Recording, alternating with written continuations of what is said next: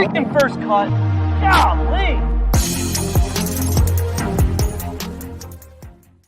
Welcome to the First Cut Podcast. I'm Rick Gehman, and this is your DFS preview for this week's 3M Open. That's a lot of letters. Sia Nejad is here joining me to break it all down. Hello, Sia. Well, what's going on? I was just talking to you and Troy about how excited I am. I mean, it's genuine excitement every Monday when pricing comes out, and we get to flirt with the pricing and come up with these awesome teams. And then, of course, the tournament starts and, things might drift away a little bit. But every Monday we get this. I don't care if it's the Open or the 3M. Let's go. It's awesome.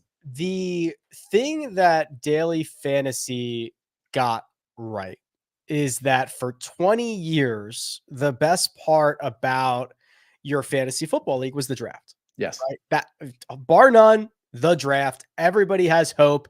It's exciting. You're picking your team. You're filling out your roster spots. It's fun. It's exciting. In traditional fantasy football, you only got that opportunity once a year. The all other things aside, the ability to basically start over and draft every single week, like that's the key. That is the golden ticket.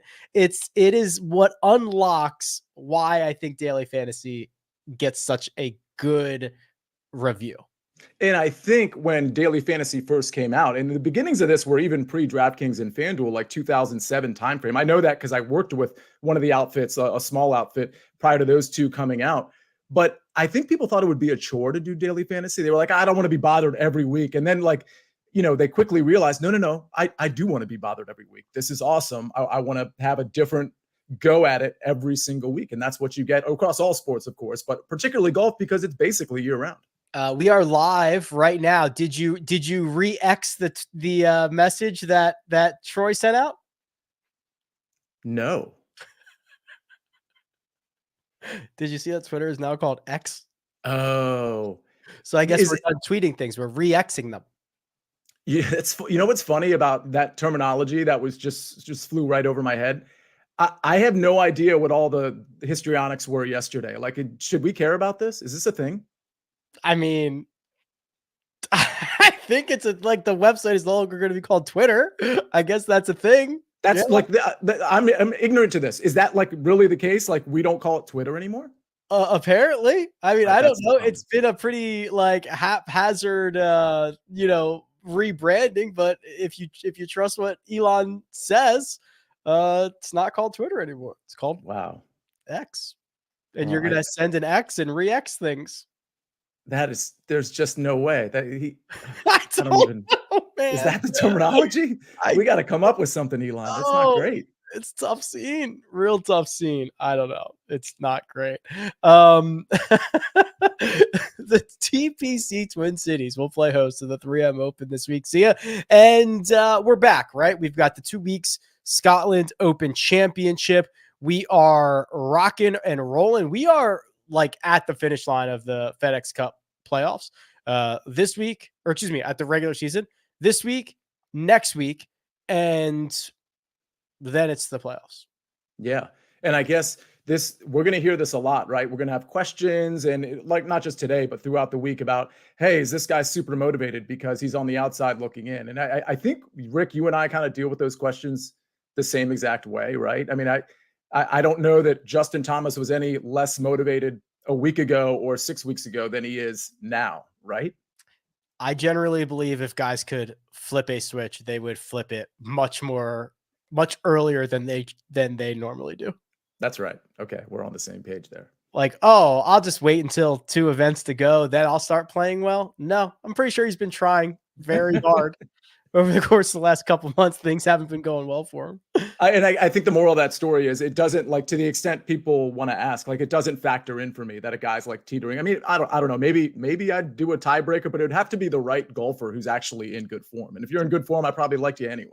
TPC Twin Cities. Troy, why don't you share my screen? That'd be splendid. My website, rickrungood.com. Here is the regression model. We've got 4 years of data for the 3M Open. This came onto the schedule at the same time the Rocket Mortgage Classic did. And see, I think the defining feature of this place is the water. There is water everywhere. It comes into play on a lot of the tee shots, a lot of the second shots. There will be someone. It happens every Thursday morning. You wake up. They have already made triple.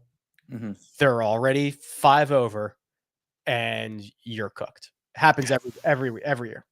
It's the worst feeling. And it's why I'm going to be looking at driving accuracy a little bit more than I normally would. Obviously we've seen people win here like Cam Champ, who are obviously bombers. And then we've seen, people win here that are, not bombers, or at least top 5, top 10 that are not bombers. So I'm definitely, Rick, going to be looking at driving accuracy. Obviously I look at this very similar stuff tournament to tournament as well, like weighted tee to green and approach and things of that nature. But for me, I think just being an accurate hitter, particularly off the tee, is going to be pretty important to me.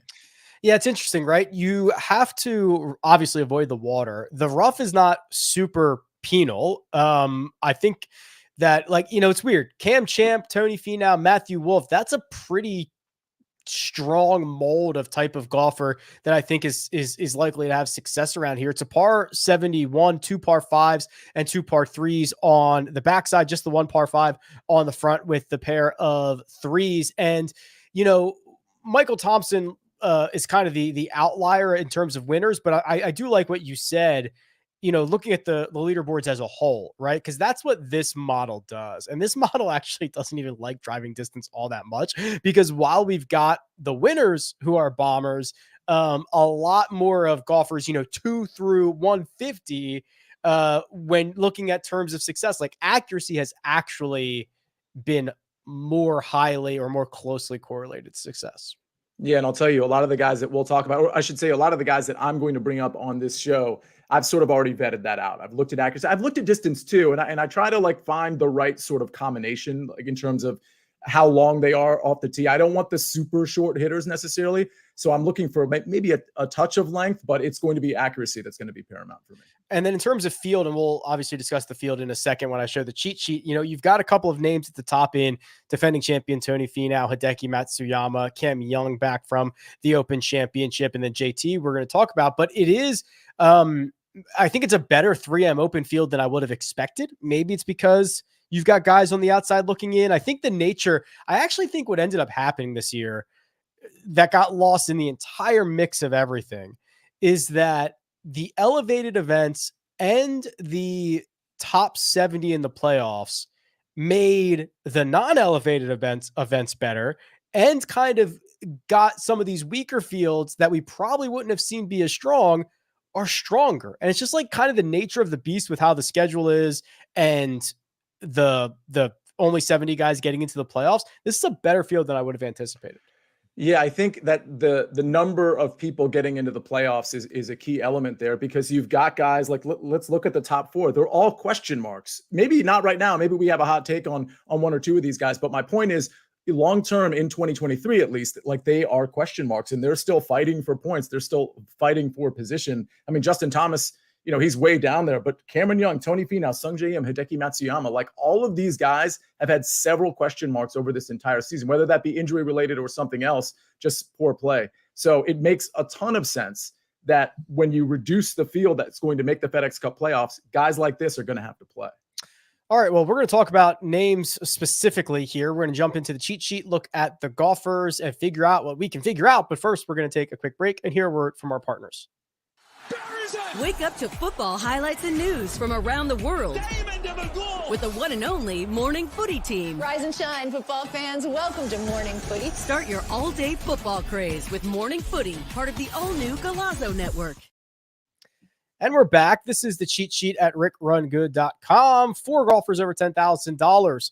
Cam Young, 10-9. Tony Finau, 10-6. Sungjae Im at 10-3. And Hideki Matsuyama at $10,000.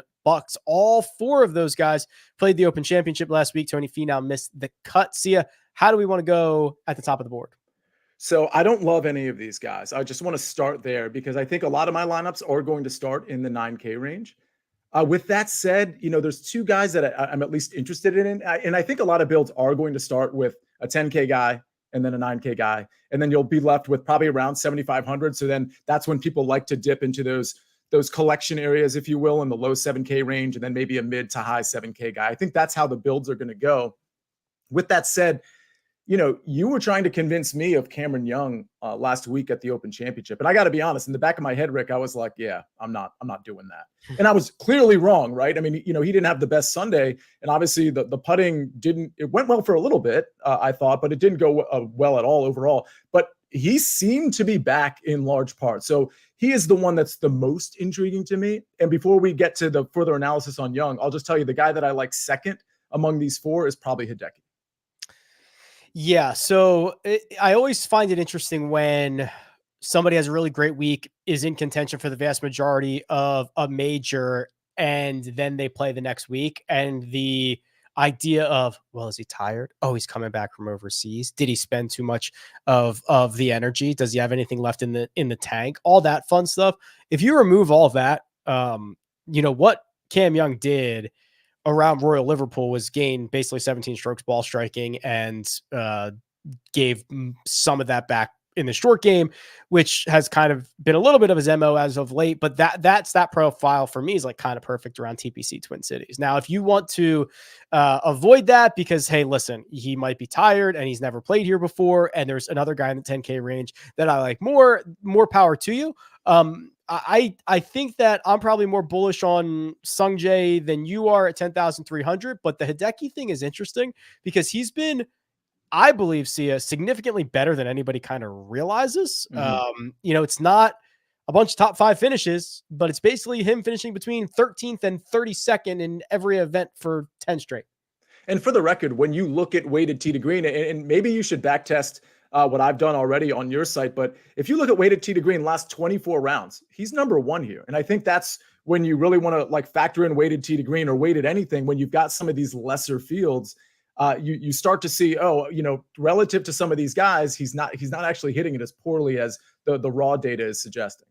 Yeah, so the weighted strokes gain stuff gets Hideki to the top of the board because of the fields that he is playing in. But even the raw numbers, he's the 3rd best player in this field over the last 36. He is back on approach. He is the 3rd best player on approach in the last 36. I think I said in my Monday show, like I was stunned that he finished T13. I don't think I saw a single Hideki Matsuyama shot last week. Yeah, it's a good point. Maybe early in the tournament, I saw a couple, but yeah, there seemed to be no coverage of him whatsoever. Yeah, so a bunch of like top 15 finishes as of late. You look at his history around the 3M Open. He had that T7 in 2019, and then a WD in 2022, which I'm pretty sure he like hit a couple in the water on the same hole and pieced out, which kind of Hideki-esque, which I think is hilarious. Yeah, that adds up. That's going to happen from time to time. But yeah, no, I definitely think he's in better form than people think. And for the record, I don't think people are really going to go. They're not going to want to go to him in the 10K range. They'll probably want to go to Cameron Young because they like what they recently saw, and that makes a lot of sense. And then they'll go to Tony Finau because he's just such a household name, former champion, obviously, I should say last year's champion. So I don't think Decky or Sungjae are going to get a ton of attention. Our defending champion is Tony Finau. Our defending champion won, what is that, 8-9 starts ago? Since then, not good. However, could I entice you with a little bit of course history? T23, 3rd, T28 win. This isn't doing it for you? It's not, because I'm trying to get away from course history a little bit. Now, the thing about Finau is he's good enough where he fits into the category of player where I think he can turn it on at any given moment, and therefore he could absolutely win this 3M Open. But yeah, or this 3M Championship. I just don't know that I want to pay for Tony Finau. I mean, I don't hate it, but I just don't like. I haven't seen anything like. Look at the stat profile. Like, what are we seeing? Forget about the history just for a second. What are we seeing here that like gives us any sort of glimmer of hope? For me, nothing. Losing multiple strokes with the putter in basically 6 of 7, when that was something that was very strong during his winning run. The fact that he is basically a tour average approach player, when that is something that was very strong during his winning run. The fact that he's kind of driving it just okay. I mean, this is, again, talk about flipping switches. Unless he's going to show up at TPC Twin Cities and just say, oh, I like this place a lot, I'm going to start playing well. I don't necessarily see that in the cards.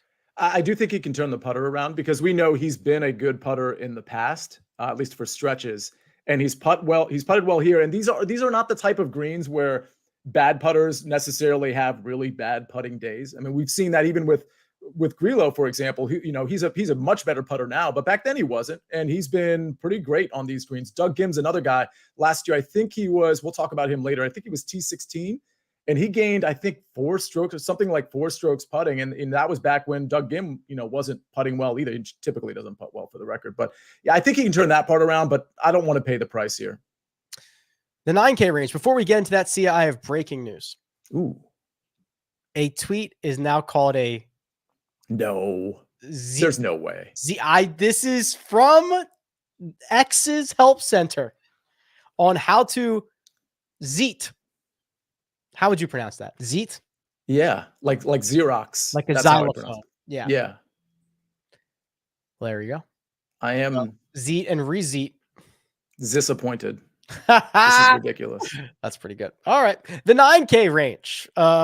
Should we just play anyone and everyone who has an X in their name? How many golfers could that be this week? Ooh. That's the strokes gained. Ryan Fox. Boom. He's in. There we go. I'm not sure we're going to have enough guys. Is he the only one? Russell Knox. Trey Molinax. Okay. Nice. You're getting somewhere. Oh, boy. We might be in trouble. That might be Xander. No Xander this week.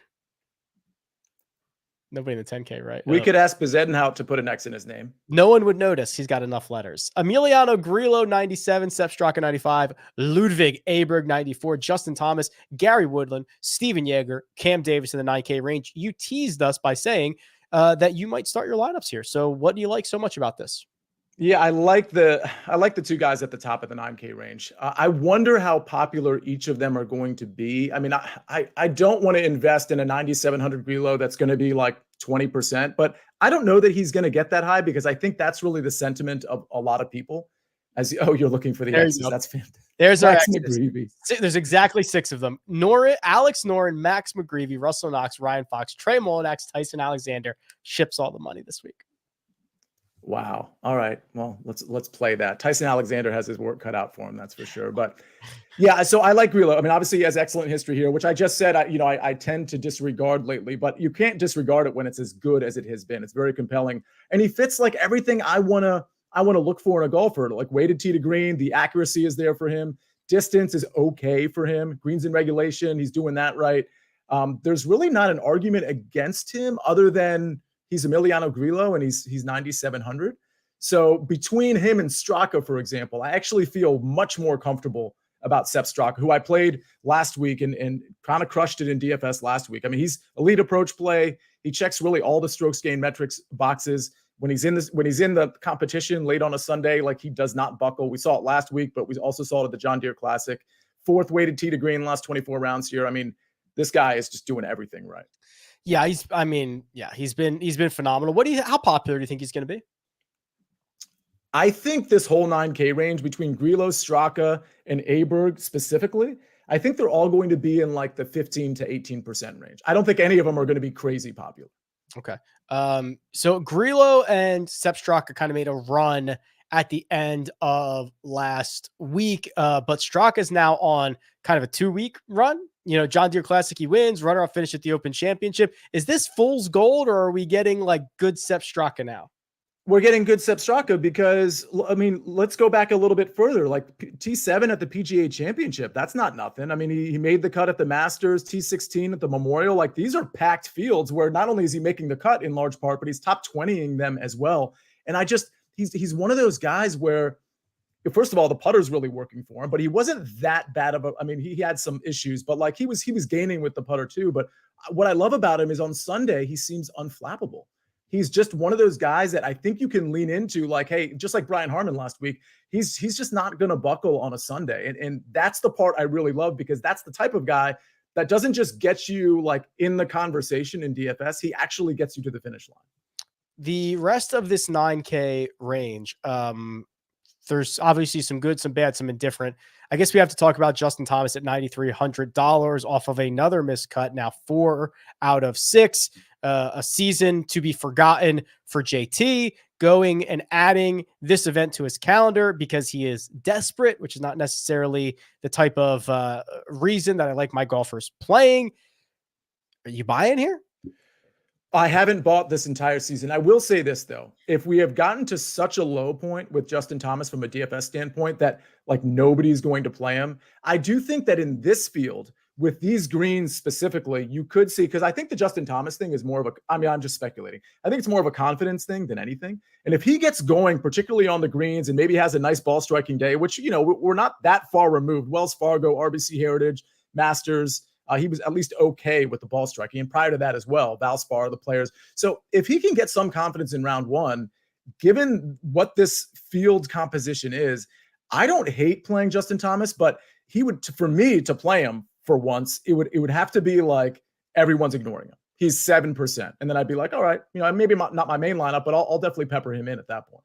Yeah, I'm probably living in like the Aberg Cam Davis category. I'm a sucker for Cam Davis, so I don't not necessarily recommend this, but I think there's a couple of decent crossovers for TPC Twin Cities. It's like Twin Cities, Rocket Mortgage. I don't mind Honda. Sepp Straka's won at Honda. Cam Davis has played well at Rocket Mortgage. Obviously, he's won there. Like, that's the type of crossovers that I'm looking for, and I don't think Cam Davis is the worst. And honestly, he's $9,000, which is, it's too much. I don't think he's going to be very popular at all. I don't think so either. I think he's interesting. I mean, he fits. He's such an up or down player, which makes him a pretty good DFS option. You know, I think you could have like a lineup that merges a couple of different things, like Cameron Young and Cameron Davis, and then you go conservative with some of the lesser talented players that have the accuracy that personally I'm looking for. I think you could have lineups with some of the, because Cameron Davis's accuracy, obviously, that's not a good look at 54.2%. But with that said, we've seen guys like that have succeeded here. So I think you could have a blend in your lineups of maybe one or two guys like that have ceiling upside, but then some guys that are like a little bit more conservative, like let's say in that 7K range, for example. I just go back and keep thinking about Cam Champ winning here. And yeah, like, I get it. He just blasted it all over the yard. Just as if you keep it out of the water, you can hit it anywhere else you want. Just keep it dry. Mm-hmm. 8K range. We will get to that. We'll go to the 7s. We'll find some value in the 6s, and we will read off the narrative lineups for the week. But first, we're going to take a quick break and hear a word from our partners. When you're the FedEx Cup champion, your name's on this trophy forever.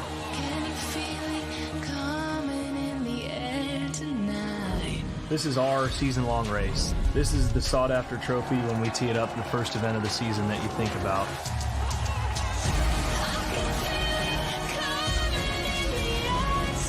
3 tournaments with the world's best golfers battling for the tour's toughest trophy to win, the FedEx Cup. The playoffs begin August 12th on CBS.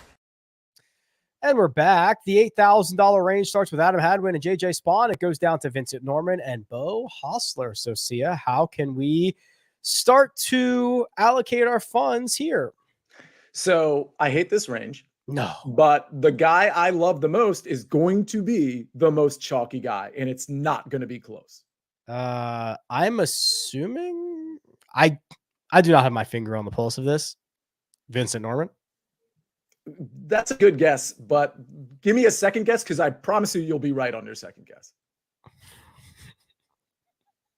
Can't get this. I have no idea. Glover? Lucas Glover.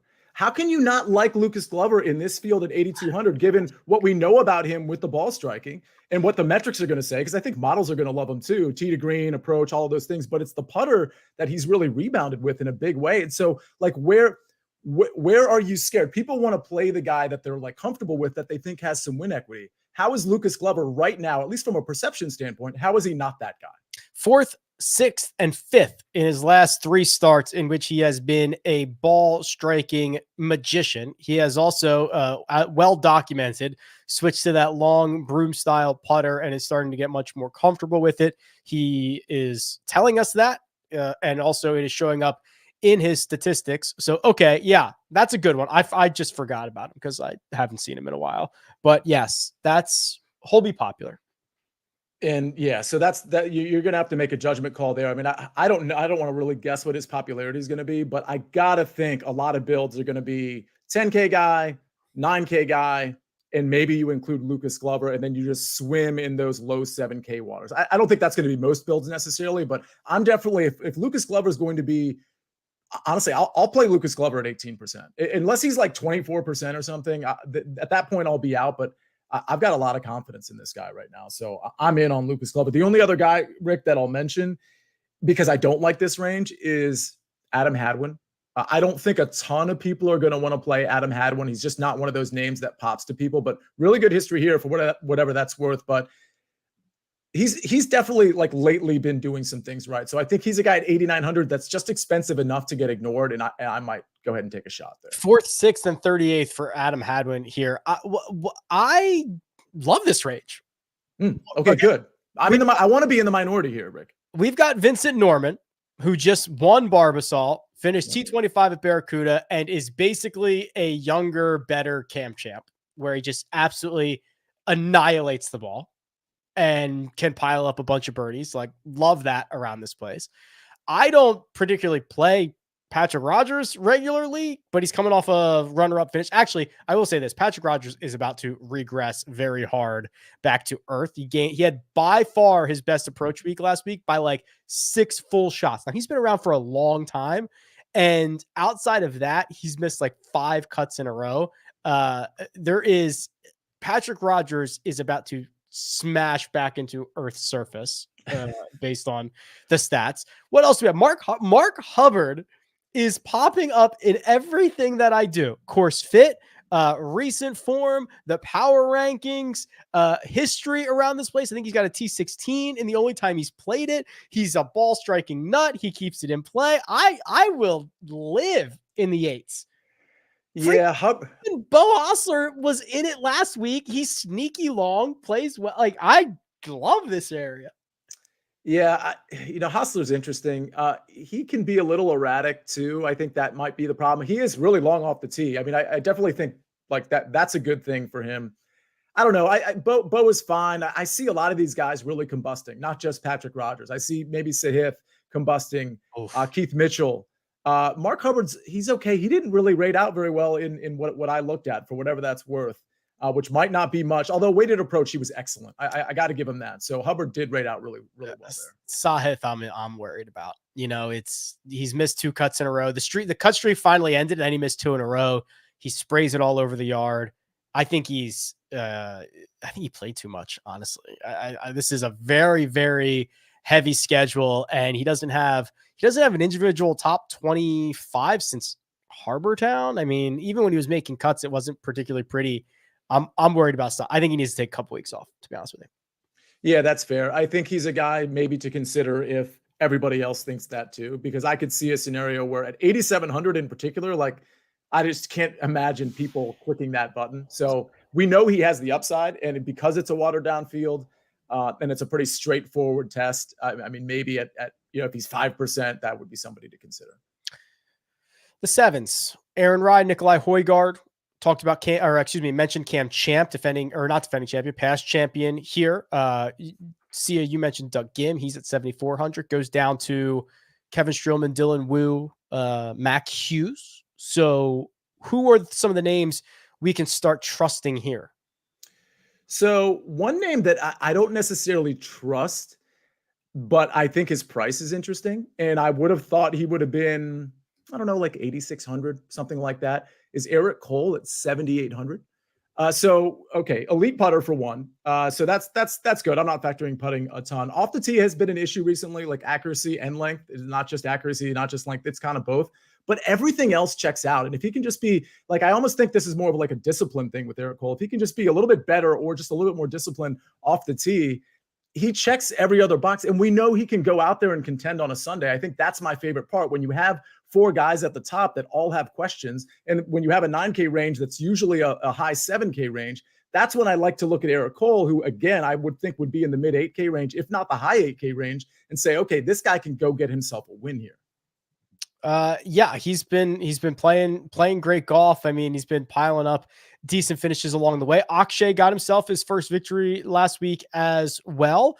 I'll be interested to see what Austin Eckroat does. Remember, he was, the next hot thing for a couple of weeks there, Sia, and then he makes the cut at the Scottish Open, hasn't played since then. And I wonder how many people forgot about him because he was putting up some pretty incredible numbers. Now, granted, they've fallen off a little bit. But man, I mean, this is like all the upside in the world. A runner-up at Byron Nelson, a T10 at the US Open. Like, what are we doing here?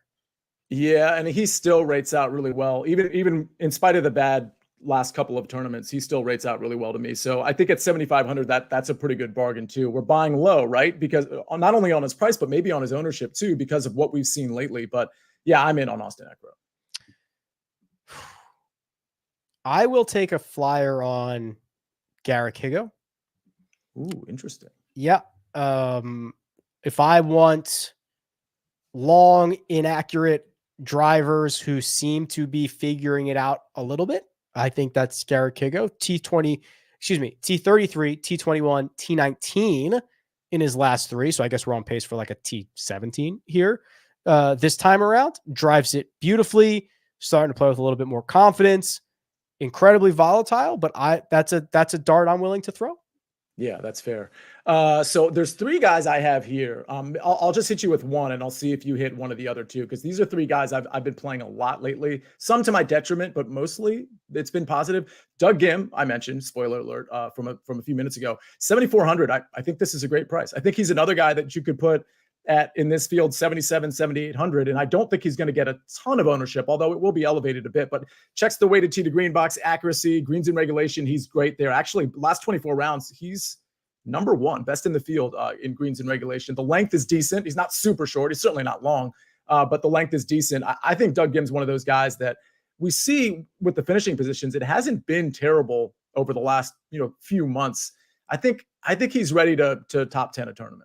Yeah, playing much better. I mean, I can give a lot of guys, if you go overseas and if you're an American who goes overseas and doesn't play well at the Scottish and or the Open, I'm pretty much fine with that. Like, I'm not going to hold that against you when you were piling up great results over here on more traditional PGA Tour style golf courses. I mean, that run of good golf he played, basically half, if not more of those courses were TPCs. And these TPCs are made for PGA Tour players to play target golf, go out there, hit your numbers. Like, I do not care that he missed the cut at the Scottish Open. And the putter seems to be improving too. What about Cam Champ? I just think that Cam Champ has never needed form to play well, ever. He's got a little bit right now. T17 at the Barracuda, 11 strokes ball striking. You look at how he played, coming into this event last year, 5 straight miscuts, T16, right? I mean, he's done this countless times throughout his career where he just like snaps out of it on a golf course that's good for him. And you have to say TPC Twin Cities is a good course for him, a win in a 16. So that I'm much less confident in. But if I was ever going to play Cam Champ, it would be now and here. Yeah, I'm not going to play him, but I totally understand why you would. And for the record, his finish last week at the Barracuda, that's not nothing. I mean, it wasn't a horrific field. It wasn't a good one for obvious reasons, but that's encouraging that he was top 20 there. All right, I've got 2 more on my list. So I'm going to start with Chez Reavie. I mean, I've probably said his name like 4 or 5 weeks in a row at this point. Continues to make cuts. We've seen some upside with him with the 4th place finish at the Travelers. It's the approach play and the putting and just generally, likely keeping it in the fairway that I like. I mean, he's just kind of one of those boring players that I think you could have an aggressive lineup with aggressive players and throw Chez Reavie in there and maybe be okay. But the putter has regressed a little bit lately, but we saw he went on a run with the putter and he's been on a run with approach. So he's one of those guys that I think you could get a top 25 out of. Who's the other one? Because I think I'm basically out of guys here. It's Lee Hodges, another guy I talk about quite a bit. And he wasn't good. And I played him a little bit last week, mind you. But I wasn't surprised when he wasn't very good. I mean, look what he did with his short game, right? I mean, he was not very good off the tee or on approach, but he wasn't terrible. He lost over 6 strokes combined around the green and with the putter. 3rd tee to green at the 3M in 2022. So know that going in.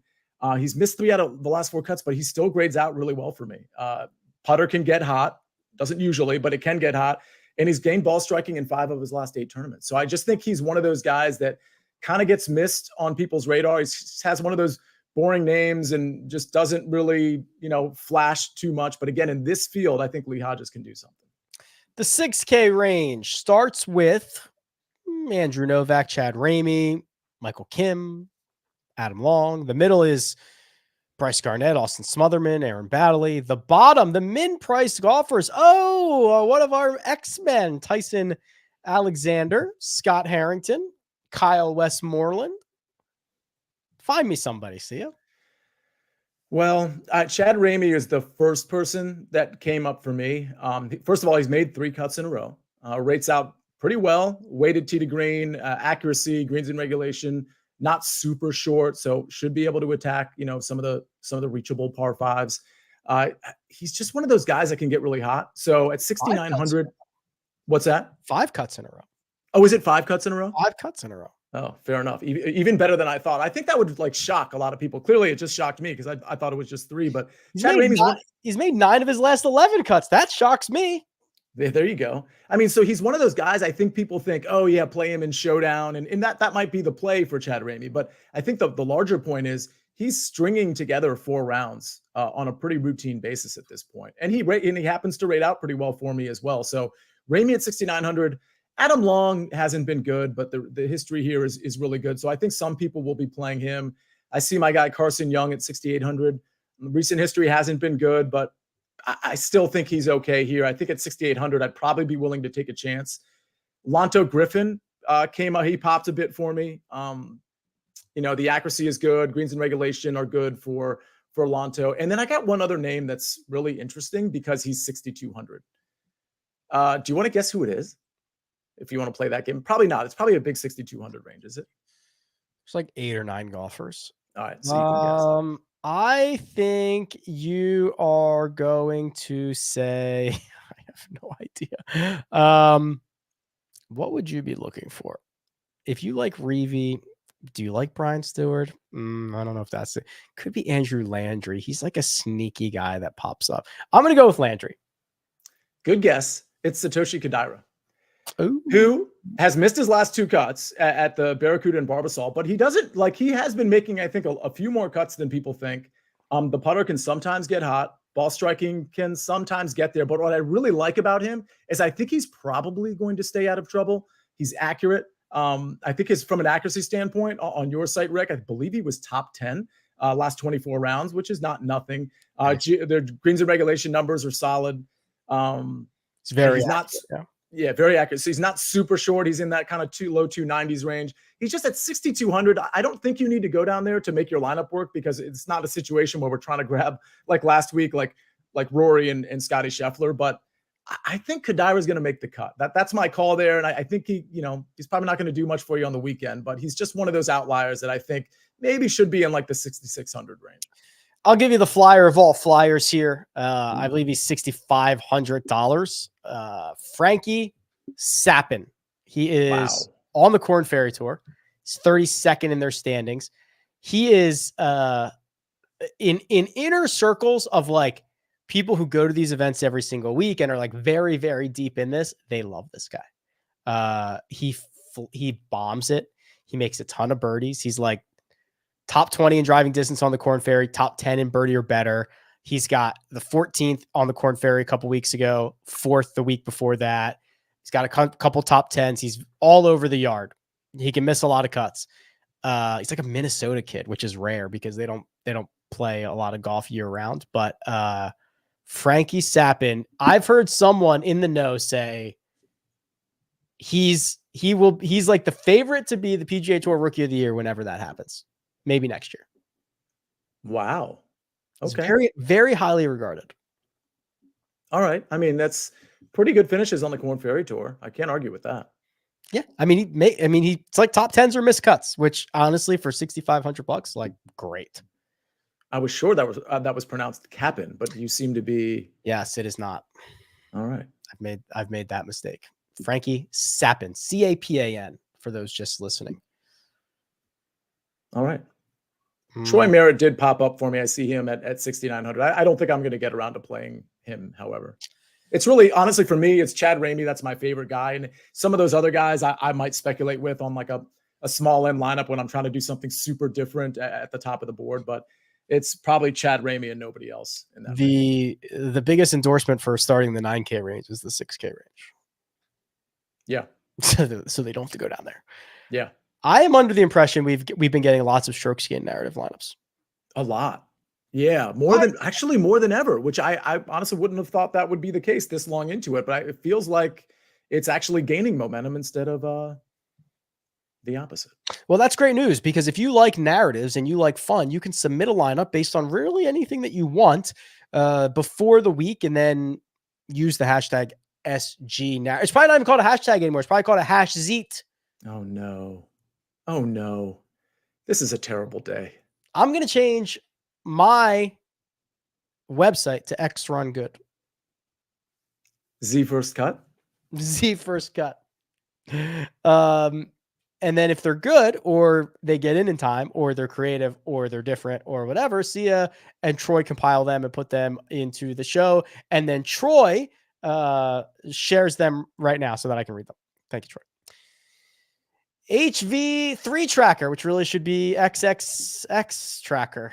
3M open. You know what else has 3Ms? Mammoth. Oh, here's a lineup inspired by other extinct animals. So this is like a woolly mammoth. Mm-hmm. All right, got it. Marty Dodo, which I assume is Marty Dow. Mm-hmm. Ludwig Sabertooth Tiger. Nice. That's good. Sahith Thimegalodon. Stegosaurus Knox. Peter Malnaughty Rex, and Tricera Tom Hoagie. Wow. Some good knowledge of extinct animals. Are those all extinct? I guess they are. Yeah. Okay. That's sad. Oracle says playoff bubble boys. Oh, the playoff bubble boys. Davis Thompson, you better start making some birdies. Absolutely ain't in the top 70 Hodges. Ouch. Lee Hodges. Oh no. This one got me. Garrick, he go home in 2 weeks. Justin needs some more points. Joel Damon in his house watching the Wyndham. He doesn't get to play the Wyndham. He doesn't even get to play that.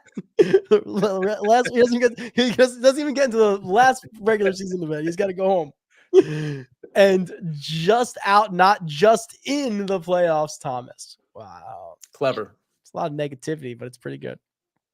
Go ahead, Troy. Jason's Garage Gym says 3M open. So here are some things you write on Post-it notes. Did you know Post-it notes, stickies? That was, I believe, an accidental invention. I did not know that.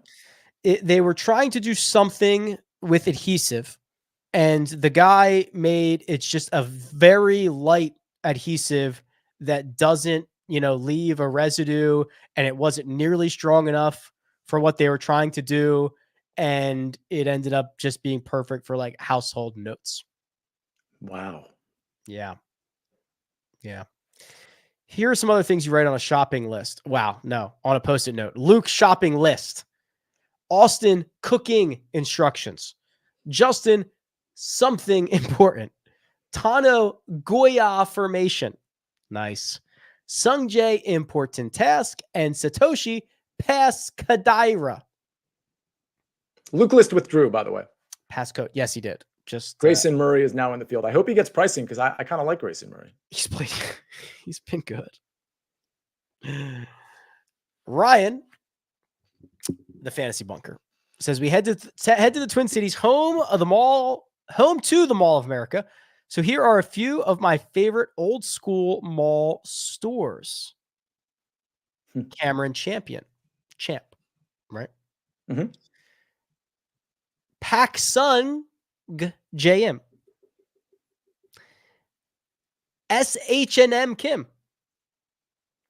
Toys R Russell Knox. Toys R Us, they don't exist anymore? No. Closed shop. None of them. None of them. They're gone. Damn. Amazon, man. Amazon took over everything. Yeah, it's a tough scene. Christian Urban Bezaden Outfitters. Ludwig Abercrombie and Fitch. I think that still exists. It does. But it's still old school. It still qualifies sure. as an old school shop. Yes. No, I got it. But yeah, because PacSun still exists. Rick, have you shopped at all of those places in your life? At least once? I have. Maybe not PacSun. I was not like a cool, like hip kid. Not H&M, I don't think. Toys R Us, not Urban Outfitters either. Yeah, no, I mean, I don't think I was hip enough for these places. John Marquez. 3M, the number 3. Simple. Uno, dos, tres Molinex. 3 men and a Twaby. You're once, twice, 3 times a Ramey. Third rock from the sun, Jay. 3's Companico Echeverria. And baby, it's 3 a.m. I must be Lonely Hodges. Who sings that song, Rick? Baby, it's 3 a.m. I must be Lonely Hodges. How old is it? Is it like in last 20? 10? Okay. No, it's like 20 years old. Maybe a touch more, like 23 years old. I'm going to ballpark it there. What genre? Rock. And the band name has an X in it. Wow, this is fitting. That should be very helpful. Yeah, it's the last letter of the first of 2 words. That should Game, be set, match, box, 20. Now we're talking. Yes. Well done. All right. Congratulations, everyone who submitted your Strokes Gained narratives. Very fun. Sia, any final thoughts before we get out of here on the 3M Open? Well, for one, there were a lot more Strokes Gained narrative lineups. We just can't put them all on here. So everybody that was super creative that didn't make it, come back next week and submit another one. But listen, I'm really excited about this tournament. I think from a pricing standpoint, once you get past the top 4, I just think it's just it's all melted into like you got like 40 guys that you could argue could be different prices. So don't be beholden to the pricing or the ranges. Just make what you think is a good lineup and go from there. If you want to read the rest of the Strokes Gained narratives, head on over to X and see if you can find them with a hashtag of hash zeet of SG narrative. See if you can find it. And we'll see you on X. We'll be zeeting. If you want to zeet at Sia, you can find him at Sia Nejad. If you want to zeet at me, you can find me at Rick Run Good. This has been First X Cut. See you next time.